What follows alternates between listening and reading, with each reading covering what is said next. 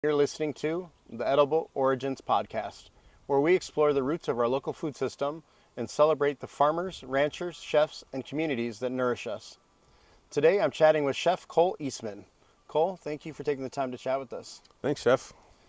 So, Chef, can you tell the community a little bit about yourself? Well, at this point in my career, I consider myself a professional restaurant chef and private chef. I enjoy venturing out and doing private things with local entities, try to keep it within the community so we can, continue promoting and doing positive things in the community and keep it small. What are some of the restaurants that you've worked at in the community? Well, I've worked at both of our esteemed country clubs in central Sioux Falls here. Handful of downtown. One I'd really like to give a shout out to is Brian Moscatello at Harvester Kitchen. Thanks a lot, Chef. Currently right now just assisting with some kitchen managerial stuff, on 41st at Tap House 41. Cool. So we start every podcast with a food origin question, which is, what are your first memories of food that you can remember as a child? T.R., when you asked me to do this, it's been hounding me about it. Where it's like, what has that really been? What does that really look like? And the only thing I could say is I'm from South Dakota, and I didn't really grow up in South Dakota, and it was always funny going to my aunt on my mother's side to where she'd make these big old breakfasts, and all she had was commodities every summer, and she would always try to get me to eat these commodity eggs. And my mom and dad would just laugh at her and just be like, you should have just went to the store and got real eggs, because I would never ever just eat it, you know. I remember this one time she had it all just set, ready to go. The eggs looked fluffy, it was steaming, the cheese was melted, and she's like, here you go, my boy. And I'm like, mm-mm.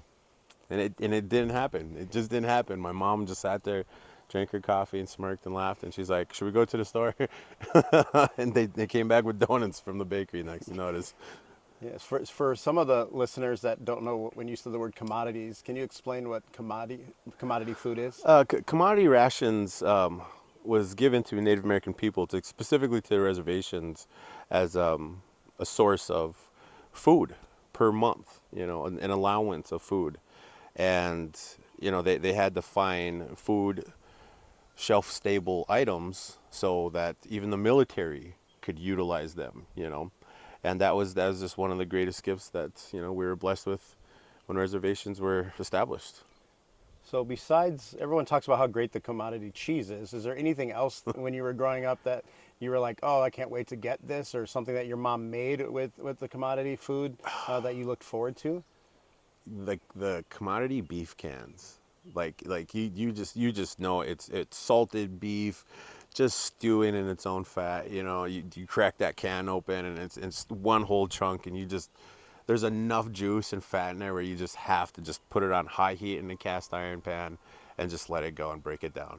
And then at that point, if you had fry bread, which was another ingredient essential of commodities, where you get your flour and your lard, and your baking powder.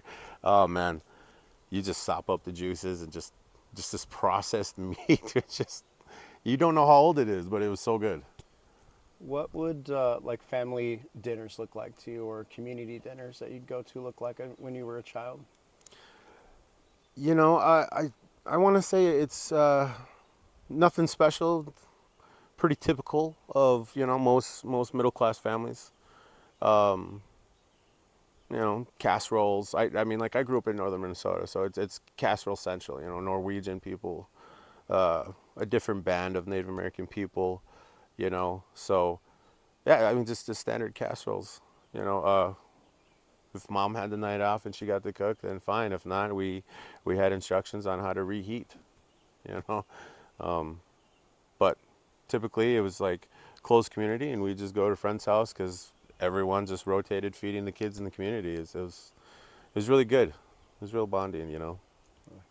As a chef now, like, you still find those foods in your palate and things that you like to eat, or are there other foods that you've kind of grown into as a chef that you like to eat and cook? Thinking about that original question with with the commodity eggs, where it's just just not realizing at that time of understanding that I've had a refined palate since I was that young. So when it comes really down to it, it's green bean casserole or tater tot casserole. That's it for me.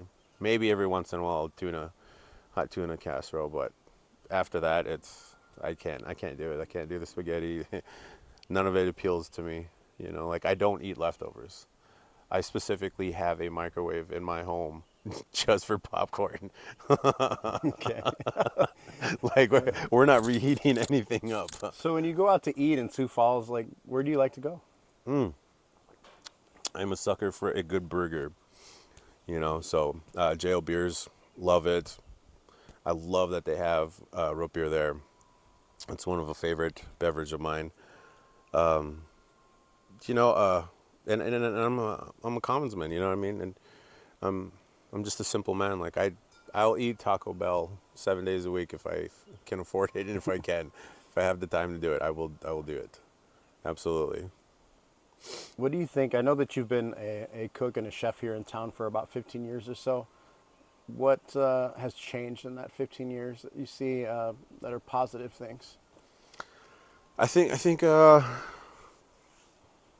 especially within the last 7 years, there was a market change to where skilled individuals were definitely going to be able to take charge back of the house and embrace the hard work and hours that they've put into curating their career and their mentorship within the business that they've worked at. And sad to say, like COVID hit, and now we're back to like square one. So we're the positive in this is we're able to identify this fault that has affected everyone, but to redefine what cuisine is in Sioux Falls.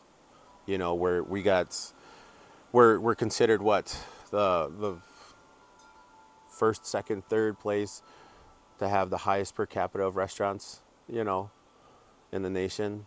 And it's like every corner, every half a block there's a restaurant, or there's a food truck popped out somewhere, or somebody's doing something where they're selling food to be considered into that. So I mean, the positive things is it's allowed us to just embrace that we enjoy food as much as we do and can elevate it. And with that much volume, we have local competitions, you know what I mean? Keep the community engaged, you know what I mean? To showcase our individuals, our respected chefs that have earned it, And even the ones that don't get recognized, that do put in the hard work, And it's amazing. And I don't think it's ever going to put us down. It's only going to ever make us grow, So what made you want to become a chef? Like, and the other thing is like, what made you want to nourish the community? Because that's really what our job entails. Yeah. I was like 21, staying at my mom's for a brief moment, and every Sunday I was just making us meals, grilling out or making tacos inside, whatever it was. And somebody made a comment and said, "You really cook like your grandma." And this was a grandmother. I can't recall, but I have a photo of us, and they're like, that's how Grace used to cook. She used to cook with love, and you can taste it. Like you bring everyone together.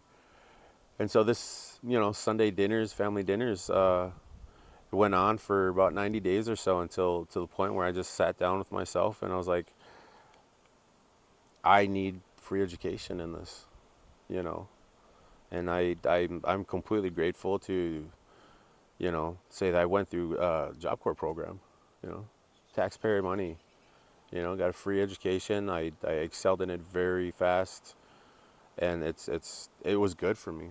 It's really good, and it's like you said, it's nourishing. I'm giving back to my community. You said something about putting like love in the food, and it's sort of an abstract concept, but if you could like break that down for like somebody that isn't a chef, like I understood what you said when you said Right. that, but to the listeners, can you kind of break that down? If it's not something that you enjoy being able to give, you know, uh, you just don't have it. And I know that, and it's confusing to say this because like there's so many ways and forms of giving, but to make a meal for somebody, it's so wholesome. You know, conversations like this is essential to a meal. I always like to tell people, there's two things that you can. There's only two ways to really get to know somebody, and that's cooking a meal for them, or that's the fornication on triple X style, where it's just like you're gonna get to know somebody really intimately, you know, and like I enjoy being able to sit with my thoughts and create something really delicious and then share it with somebody, and then I'm not there for the compliment. I'm there for the satisfaction of seeing somebody be like, that was really good. Like, how did you do that? And then just to share knowledge, because cooking's not all about just cooking a meal, heating something up. It's about the preparation, the thought process of it. You know, it's so in depth. It's so personable, where you have to share a piece of yourself. You know what I mean? And if I didn't care about people in that way, I would be eating McDonald's, or I would be buying frozen TV dinners every day, and I probably wouldn't even be working in the industry. you know every day I go to work, it's like, it's really interesting because I work in an open kitchen right now, to where I almost feel like a DJ, right? To where I get to see the tempo, I get to navigate with my front of house staff, you know what I mean? And it's like, good job guys, keep it up, like keep bringing it. And then I'm talking to my guys on my line, like, let's go, let's go, let's go, like watch everyone come in, you see the faces, let's go, let's turn this out, man, like this is a good thing. How would you describe the type of food that you like to cook, or which type of cuisine do you feel comfortable with the most cooking?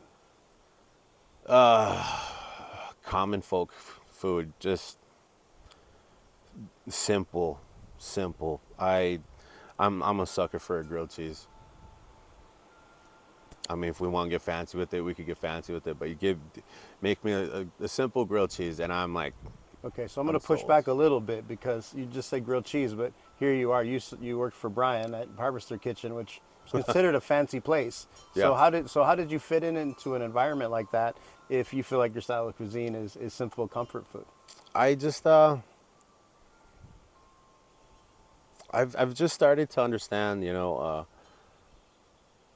when when you feel that you're a chef and you know it all in this industry, I strongly believe that that's the day that you need to leave. I'm constantly learning. There's not a day that I am not studying on my own accord, where I'm not, whether it's visually with plating, of people overseas, or people locally, learning how to navigate the systems of local vendors. You know what I mean? And like, just this right here, we're not even talking about actually cooking. Like there's so much more into being a chef. And I'm proud to consider myself a chef. I've done a lot of work. And with Brian, it was that time to where I felt like I really needed to be pushed. I needed to be tested. I needed to be called out. And one of the greatest skill sets that Chef Brian ever gave me was the ability to understand how pasta works and make pasta. Like that is a fun favorite of mine. Like, if somebody was to ask me, hey, let's do a pasta class or something like that, I'm like, let's go, let's go. I want to do something crazy, because you're not only making pasta. You have to have an additional component that you care about. And when it comes together and it's just symbiotic, it's an amazing pasta. You know what I mean? Like, it's like the first time trying ravioli. It's like, what? There's meat in this? And the sauce is good? And I get to throw Parmesan cheese on it? Like, okay, let's go. What are some of the things that you're working on currently in your learning process, and trying to get better at? Because I agree with you. I think as chefs, there's so much ingredient out there. There's so much food. There's so much culture that we're Mm-hmm. never ever going to learn everything around the world, and know how to cook everything well. Right. So we always have to be constantly learning and growing. What does your learning and growing process look like right now? Oh man, it's very private, TR. It's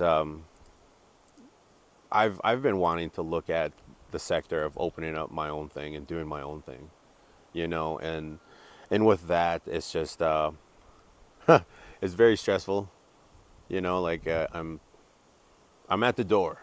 I'm at the door. I'm learning the ins and outs of business, on a level I've never had the capacity for.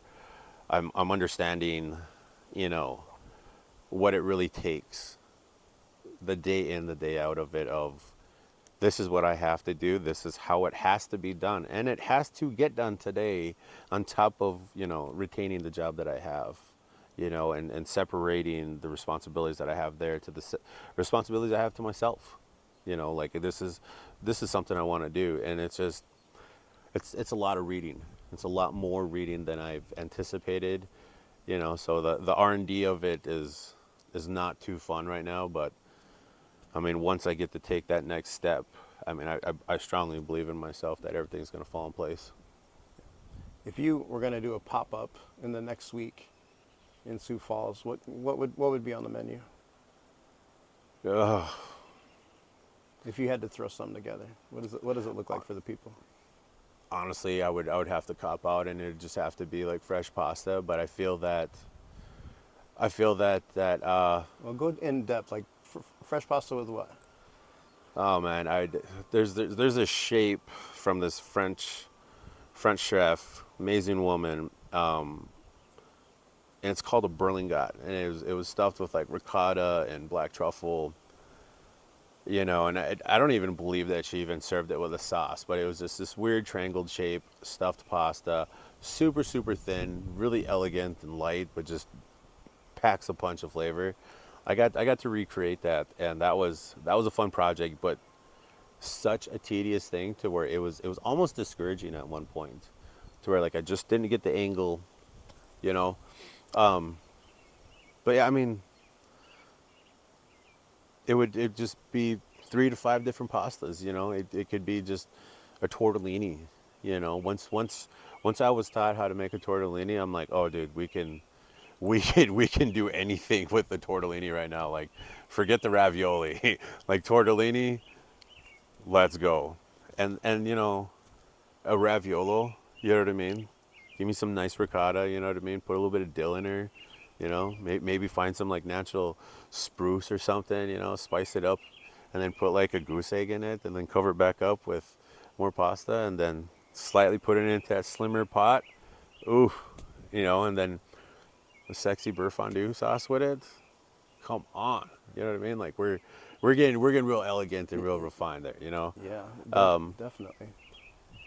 But Right. ideally, I think I have to, uphold my culture. I got to respect my culture, and also at the same time, I have a tattoo that says sous chef, and I've been rocking that out since 2010, since I got out of culinary school, and I think if that was to be advertised, then I'd definitely have to elevate some things, and I'd have to do some things that some people probably wouldn't agree or wouldn't think of, and once the execution is there and people get to see it and experience it, I think their minds would be blown, of like, wow, really, Native American fusion. Well, speaking of experiences, you and I were out foraging wild foods today, That we were. up near Sisseton, because we have an upcoming collaboration pop up event that we're going to do the last Sunday in July. Talk to the community and let them know about like what's going on and what your thought process is for this dinner. Oh man, well, chef, I mean, I've only shared half of the menu with you. And that's just been madness in my brain. Everything I've shared, it's been pretty common and simple of what we understand what food is, and it's just how we're gonna elevate it and how it's gonna present itself. It's gonna speak volumes. You know, it's going to speak for South Dakota. It's going to speak for most indigenous people that will accept it. You know, like it's going to wow people to where they're going to be stunned. Like it's almost going to be like a true new cuisine. You know, but it's going to be an indigenous fusion. You know, to say Yeah, I think you shared a little bit with me in terms of what we're planning on doing together, and we haven't finished the menu obviously, but I definitely think we're going into the realm of what would maybe be considered modern indigenous cuisine. I think is a way to probably describe this menu. Tell me if I'm wrong, but I'd agree with that. You know, because I mean we're definitely gonna use some French techniques with some sauces and purees. You know, I I just like we have a lot of things in our arsenal right now that we need to dial in the grocery list to really really just look at and that. we're not going to the grocery store for this list. We're going out and, No, no. getting sunburned. Yeah, no, like you said earlier today, we went harvesting for prairie turnips, and it was back at home on my reservation. Amazing day trip, honestly. But yeah, I mean, we foraged for 5 hours, and when we were ready to turn and burn, we ended up picking up another 12, man. Just looking down at the ground, and it's like, well, we're not leaving now. So that was fun. And I really hope that we can go up again in another couple weeks, and maybe grab a few other ingredients that we would like to play with. Maybe some wild onions, wild onion flowers. Like today, the Lipton tea plant that we brought The up. lead plant, yes. Yeah, Yes. that was very fragrantful, and I cannot wait until we steep it. Yeah. To finish this and kind of wrap this up, I got just a couple more things. I want you to go back to that 21-year-old young man who was in Job Corps and going into kitchens. If there's someone that's 21 right now, same program, what advice do you have for him? Oh man, don't make the mistake that I did. Follow through with advanced training. Absolutely, follow through with advanced training. I guess I've just have been blessed that I have this fire burning into me to where I want to continue just nonstop elevating my surroundings, my chefs. You know what I mean? My people. Just to encourage them to do better. Help me do better. Motivate each other. And to those young people that are doing this and they're about it, hey, don't ever give up. You know what I mean? There's definitely going to be times and situations to where you don't want to do it, but at the same time, you have to understand your limitations. Being a chef is not meant for the weak. I have a nephew that wants to be a chef and wants to follow me and move down to Sioux Falls and everything, and I'm just like, my boy, like, it takes a lot of sacrifice to do this. Is there anything else you want to share with the community before we wrap up here? I'm just proud and honored to be who I am and to be in the community of Sioux Falls for as long as I have, and I'm just really excited to whoever can make it and attend, please do. I'm gonna love serving this menu. Absolutely. Well, thank you so much, Cole. Really appreciate you talking with us today. Thanks, T.R. And we appreciate you listening to the Edible Origins podcast. Stay connected with us and join the conversation on Facebook and YouTube. Share your thoughts, ask questions, and be part of our growing community. Make sure to subscribe so you don't miss what's coming next. Until next time.